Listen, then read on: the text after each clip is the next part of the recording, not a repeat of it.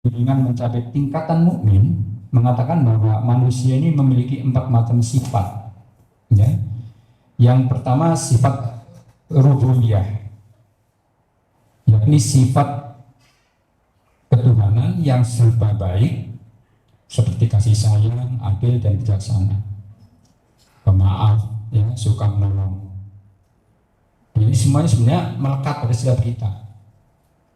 Dari sekian banyak sifat rububiyah, mungkin kita ambil satu ya, sifat pemaaf ya, yang umum kita sering hadapi.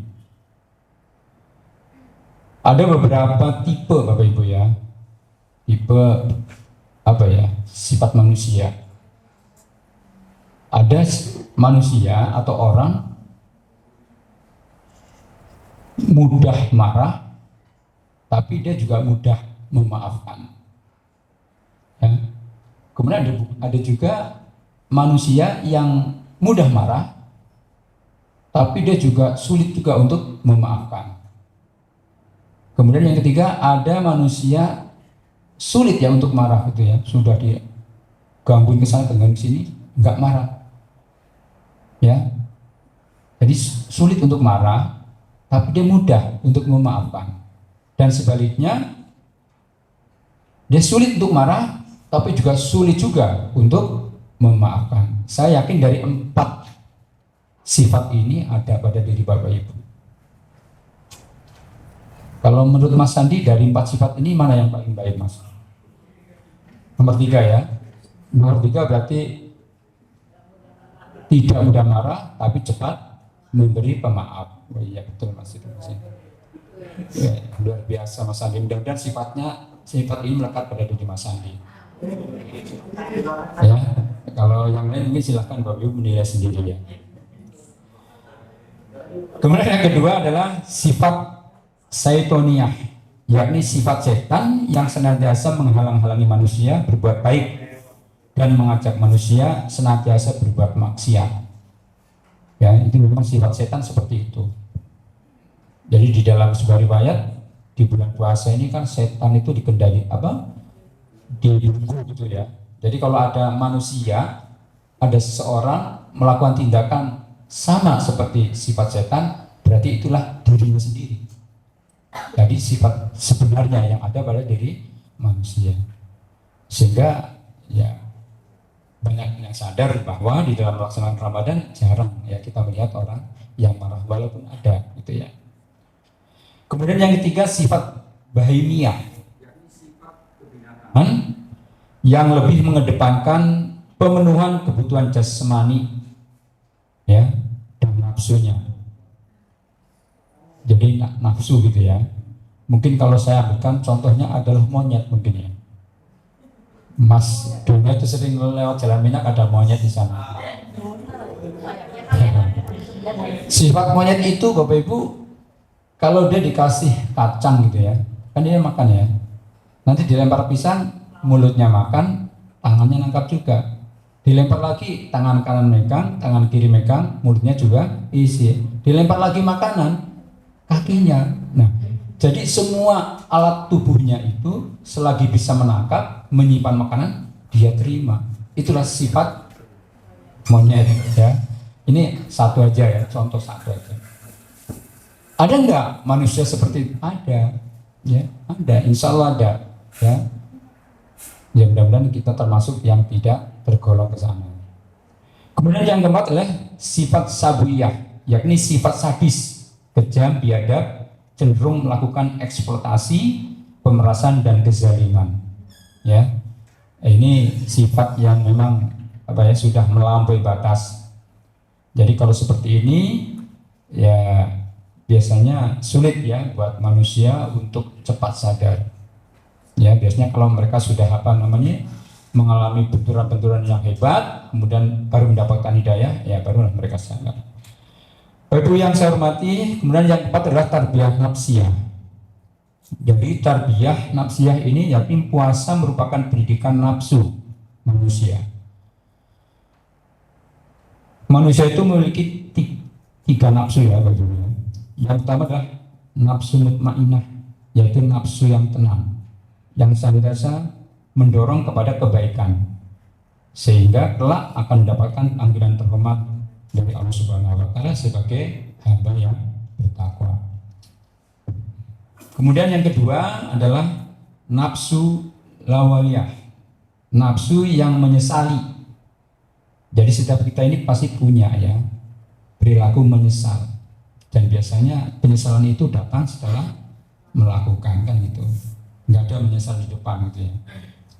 Kalau menyesal di depan, insya Allah dunia ini tenang, karena orang itu cenderung tidak akan melakukan sesuatu.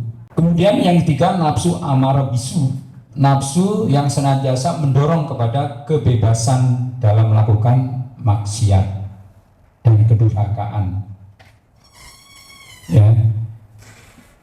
Jadi ada firman Allah dalam Al-Quran surat Yusuf ya ayat 53, dan aku tidak membebaskan diriku dari kesalahan, karena sesungguhnya nafsu itu selalu menyuruh kepada kejahatan, kecuali nafsu yang diberi rahmat oleh Tuhanku. Sesungguhnya Tuhanku maha pengampun lagi maha penyayang. Jadi kalau urusan nafsu ini, jangan orang yang biasa-biasa saja, ustadz saja masih tergoda ya. Jadi mudah-mudahan aja dengan belajar dan sering belajar, insya Allah kita ini bisa yang mengatakan. Nah, puasa Ramadan ini salah satu bagian ya tarbiyah untuk mengendalikan nafsu. Ya syukur-syukur Bapak Ibu bisa melakukan saum di luar bulan Ramadan, karena sesungguhnya itu puasa yang ada pada diri kita ini akan melatih diri kita menjadi orang-orang yang sabar. Bapak Ibu yang saya hormati, demikian ya makna tarbiyah di bulan Ramadan yang sangat ideal dan universal dalam diri orang yang beriman, yang taat melaksanakan ibadah puasa untuk menghasilkan lulusan hamba-hamba Allah yang terbaik, yaitu muttaqin. Jika manusia, ya mungkin timbul pertanyaan Bapak Ibu ya, setelah kita membahas mengenai tarbiyah ini, timbul pertanyaan, jika manusia diciptakan oleh Allah namun tidak mau dididik oleh Allah, lantas mau dididik oleh siapa gitu? Kira-kira oleh siapa Bu? Ya nggak ada ya. Apakah ada di dunia ini pendidik yang lebih baik dari Allah? Kata beliau ini nggak ada gitu ya. Nah, jika manusia sebagai hamba Allah namun tidak mau mengabdi kepada Allah, lantas jadi hambanya siapa? Apa ada di dunia yang patut disembah selain Allah? Tentu juga tidak ada. Jika manusia makhluk yang lemah namun tidak mau memohon kekuatan kepada Allah, lantas mohon kekuatan kepada siapa? Apa ada di dunia ini yang lebih kuat dari Allah? Tentu juga tidak ada. Jika manusia pasti mati namun terus bermaksiat, tidak pernah taat, lantas kalau mati seperti apa? Apakah ada ahli maksiat pada akhir hayatnya mencapai husnul khotimah? Tentu tidak ada. Enak betul ya Pak ya, kita maksiat terus itu ya, nanti menjadi hamba Allah yang husnul khotimah. Jadi husnul khotimah ini tidak semudah yang kita bayangkan ya. Di saat akhir hidup kita, orang yang husnul khotimah itu adalah orang yang tenang di saat mengembuskan napas terakhir, dengan bisa menyebutkan kalimat thayyibah walaupun cuma Allah, itu jaminannya adalah surga ya. Mudah-mudahan kita tergolong yang mampu menyebutkan kalimat thayyibah ya. Kemudian jika manusia pasti ke akhirat namun tidak yakin adanya kehidupan di akhirat, lantas kalau mati kemana? Adakah alam selain alam akhirat dan alam dunia? Ada ya Pak ya, alam barzah. Jadi alam barzah itu adalah alam di antara dunia dan akhirat. Jadi setelah orang itu meninggal, dikubur, maka dia akan berada di alam barzah. Dia akan melihat dunia dan dia juga bisa melihat akhirat, tapi dia tidak bisa melakukan apapun. Jadi kalau umpama orang tua kita meninggal, kemudian kita punya kebiasaan baik di dunia, dilanjutkan oleh anaknya, dia tersenyum melihat di alam barzah. Ya, Pak Rahmat melakukan kegiatan yang luar biasa, mengikuti apa yang saya lakukan sebagai orang tuanya.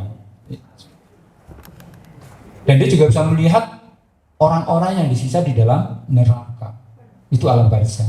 Ya, jadi tentu kita semua akan kembali ke sana. Jika kita di akhirat, setiap manusia akan menghadap Allah untuk dihisab amalnya selama hidup di dunia, namun mendustakan hari pertemuannya dengan Allah, lantas di akhirat menghadap pada siapa? Jadi enggak ada, ya. Jadi dihisab oleh siapa? Enggak ada. Semuanya adalah kembali kepada Allah Subhanahu wa taala.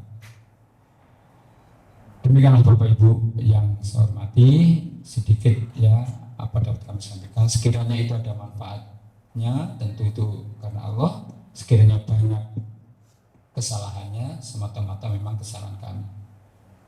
Demikian, billahi taufiq wal hidayah. Assalamualaikum warahmatullahi wabarakatuh.